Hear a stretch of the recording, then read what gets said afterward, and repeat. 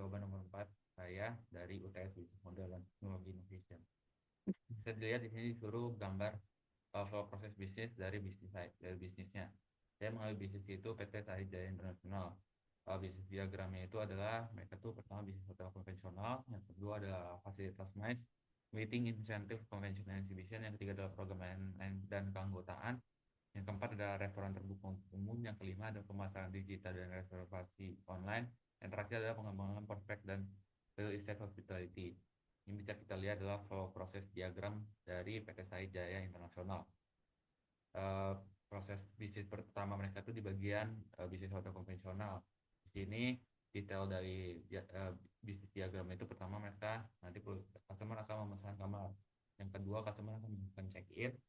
Setelah melakukan check-in, customer bisa menggunakan layanan hotel yang sudah disediakan. Terus setelah proses penginap selesai, mereka nanti customer akan melakukan check-out jadi resepsionis hotel. Terus nanti setelah check out berhasil, mereka akan menilai pengalaman mereka. Terus masalah utama yang dihadapi PT Sahid Jaya Internasional. Yang pertama itu di bagian hotel konvensional itu ya kepuasan pelanggan. Pelanggan kadang-kadang tidak konsisten. Kadang-kadang merasa puas, kadang-kadang tidak merasa puas. Dan karena itu kita harus melatih staff untuk pengelolaan operasional belum optimal. Yang ketiga adalah biaya operasional tinggi dan yang kedua adalah persaingan yang ketat.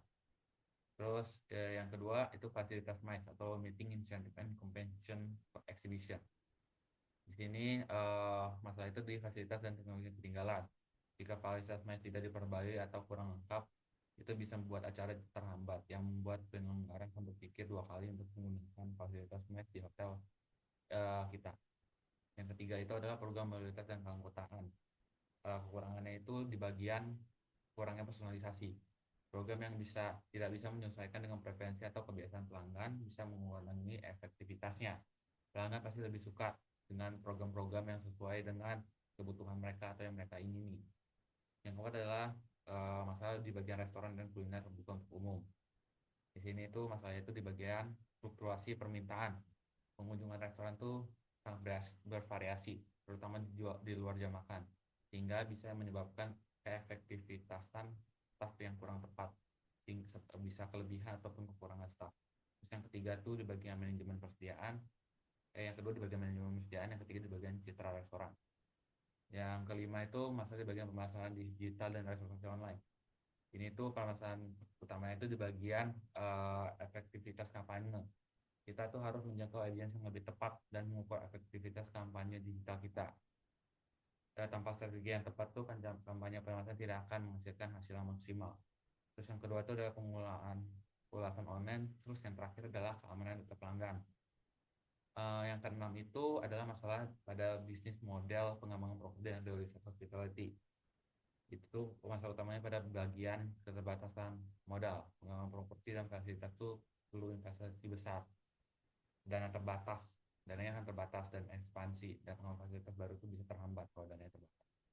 Yang kedua adalah ada pemilihan lokasi yang tidak tepat, sama yang ketiga itu pergantungan pada sektor pariwisata. Ini adalah dari yang C itu disuruh untuk bisnis model yang tadi sudah disebutin, kira-kira apa yang perlu diperbaiki atau diganti. Di sini saya sudah menjelaskan yang pertama itu adalah fasilitas yang tadi, kira-kira harusnya itu perlu diganti oleh fasilitas yang lebih modern sehingga bisa menarik pelanggan. Yang kedua itu adalah personalisasi program mobilitas tadi yang sudah disebutkan harusnya menawarkan pergaulan atau keuntungan yang lebih sesuai dengan preferensi pelanggan. Terus yang ketiga itu adalah meningkatkan kualitas dan variasi menu.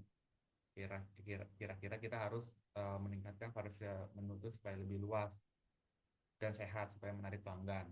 Restoran bisa ngenalin pilihan makanan yang lagi tren, misalkan plant based atau bahan-bahan organik, ataupun menguatkan menu-menu yang seasonal. Yang keempat itu adalah sistem reservasi yang kurang terintegrasi. Untuk meningkatkan kelancaran pelanggan, harusnya perusahaan itu berintegrasi dengan platform pemesanan besar seperti Booking.com atau Expedia. Yang D, disuruh apa saja yang perlu dilakukan agar manajemen perubahan dapat berjalan dengan baik. Yang pertama itu kita menyiapkan organisasi agar siap untuk perubahan. Yang kedua itu kita perlu melibatkan semua pihak dalam proses perubahan. Ini tuh khususnya semua pihak dari pihak manajemen sampai ke staf juga.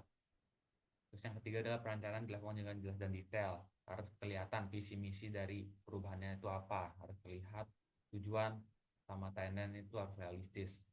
Terus yang selanjutnya adalah pelatihan dan pengembangan staff. Pelatihan staff itu berguna untuk supaya proses perubahan itu dapat berjalan dengan lancar, supaya staff tuh ngerti kira-kira dan cepat beradaptasi dengan perubahannya.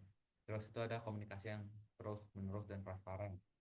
Kita harus menjalin komunikasi yang transparan dengan berbagai pihak supaya perubahan itu dapat berjalan dengan baik. Terus yang terakhir itu yang eh, yang selanjutnya kita harus evaluasi dan tindak lanjut. Ya kita harus mengevaluasi dan memastikan apakah tujuannya itu sesuai dan apakah sudah tercapai gitu. Terus yang terakhir adalah berusaha untuk menciptakan budaya dan lingkungan yang mendukung perubahan. Budaya yang mendukung perubahan itu bisa membantu keberlanjutan dalam perubahan.